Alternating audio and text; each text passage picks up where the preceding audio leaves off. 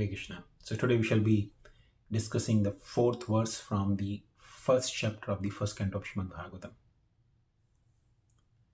Om Jnana-timirandasya Jnananjana-śaunakāya Chakshurunmilitam yena tasmai Shri Gurave Namaha. Vancha-kalpatarubhyascha kripa-sindhubhya evacha patitanam pavanebhyo vaishnavebhyo namo namaha. Shri Krishna Chaitanya Prabhu Nityananda Shri Advaita Gadadhar Shri Vasadi Gaura Bhakta Vrinda. Hare Krishna Krishna Krishna Hare Hare, Hare Rama Rama Rama Hare Hare. Hare Krishna. So the fourth verse from the first chapter of the first canto of Bhagavatam is nimiṣe-kṣetre ṛṣayaḥ śaunakādayaḥ satram svargāya lokāya sahasra-samam āsata. Once, in a holy place in the forest of Naimiṣāraṇya, great sages headed by the sage Śaunaka assembled to perform a great 1,000-year sacrifice for the satisfaction of the Lord and his devotees.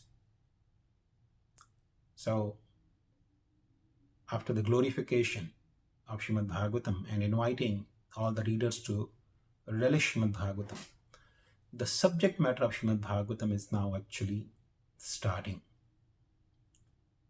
The history of Srimad Bhagavatam is being described from this verse onwards. Why we say history? Because Srimad Bhagavatam is not a mythology. Many times people use the word, especially for the Vedic text, and especially Puranas, they use the word mythology, which means myth, or there's no reality in it. But that's not true. That is not an appropriate word to use, especially for the Vedic text. So Srimad Bhagavatam is a history, historical records.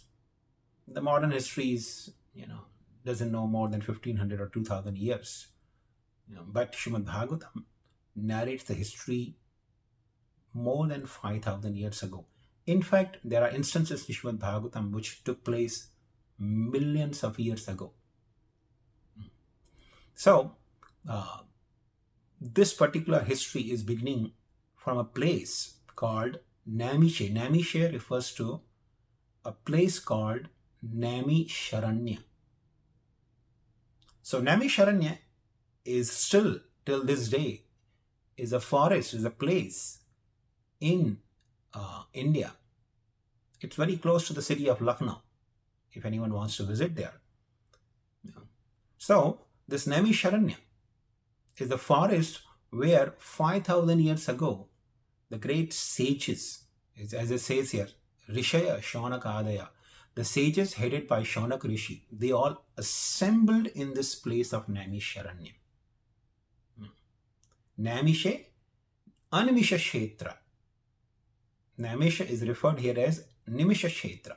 Animiṣa-kṣetre means, Animisha is another name of Lord Viṣṇu, which literally means one who does not blink the eyes, or eyelids. The eyelid, when they're blinking, the eyes are blinking, that's called nimiṣa. The time duration for which the eyelids blink, that's called nimiṣa. And animiṣa means when there is no blinking of eyelids. So Lord Viṣṇu is known as animiṣa. Means literally, when we say, oh, this person didn't even blink his eyes, means he was very vigilant. He was very careful. So Supreme Lord Viṣṇu is known as vigilant to protect his devotees. So this Naimiṣāraṇya is known as the Kṣetra of the Lord, who is extremely vigilant to protect his devotees. And in that place, sages headed by Śaunaka Rishi, they assembled. Assembled for what purpose? Satram, svargāya, lokāya.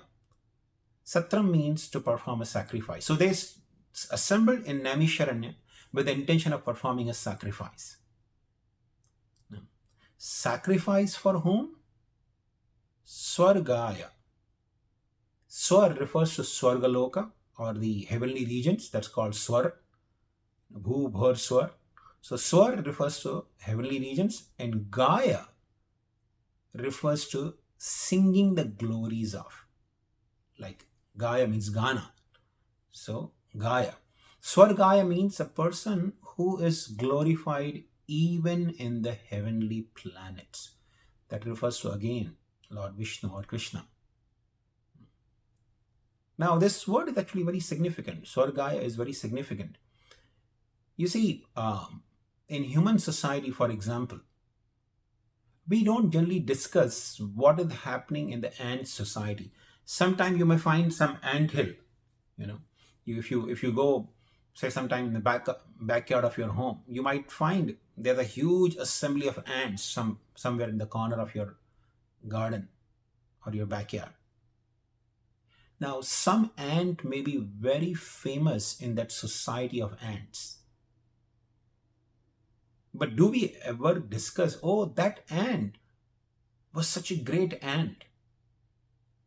In the human society, we never get to hear. Or even for dogs, for example. Sometimes people discuss about their dogs, but nobody really discusses, oh, my dog is like this, my dog is like that. Nobody goes on and on glorifying the dog. Similarly, human society is insignificant for people in heaven. People who live in heaven, they don't talk about human beings. Human beings are like ants for them. But even in that society, the discussion about the glories of the Supreme Lord, Shri Viṣṇu or Krishna, is discussed. So it indicates that the sages of Naimiṣāraṇya, they started performing a sacrifice not for an ordinary person, the person who is even glorified in the heavenly regions. Sahasra-samam āsata. So this is the significance of this verse, that the sages, they wanted to perform the sacrifice in the place of Naimiṣāraṇya, because Naimiṣāraṇya is a holy place. It's a kshetra or a place of Lord Viṣṇu, and holy places are always considered very potent and powerful, especially to perform a sacrifice. Satram means sacrifice. So perform a sacrifice in a holy place is considered very, very potent spiritual activity. In fact, there are references in the scriptures. It says, if a person performs sacrifices in the place of Naimiṣāraṇya, it curtails the strength of people who are averse to spirituality. And it enhances the strength of all people who are very much interested in spirituality. The devotee's strength is enhanced by performing sacrifices in a place like Naimiṣāraṇya. So this is the sum and substance of this verse. The history of Srimad Bhagavatam is starting from this verse. The sages of Naimiṣāraṇya are performing a sacrifice for the pleasure of Lord Viṣṇu in a place called Naimiṣāraṇya. Thank you very much. Hare Krishna.